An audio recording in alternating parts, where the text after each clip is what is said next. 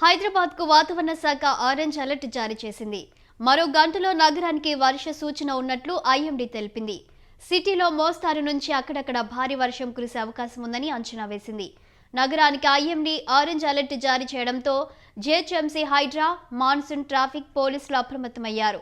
వర్షాల నేపథ్యంలో అప్రమత్తంగా ఉండాలని సూచించారు. లోతట్టు ప్రాంత ప్రజలు జాగ్రత్తగా ఉండాలని హెచ్చరించారు. అత్యవసరమైతేనే ఇళ్ల నుంచి బయటకు వెళ్లాలని సూచించారు. రాత్రి నుంచి ఎడతెరిపి లేకుండా ముసురు కురుస్తూనే ఉంది. వర్షం, ఘననాథుడి దర్శనం కోసం వెళ్లే భక్తులు ఇబ్బందులు పడుతున్నారు. కాగా అల్పపీడనం ప్రభావంతో రాష్ట్ర వ్యాప్తంగా 3 రోజుల పాటు మోస్తారు నుంచి భారీ వర్షాలు పడతాయని హెచ్చరించింది.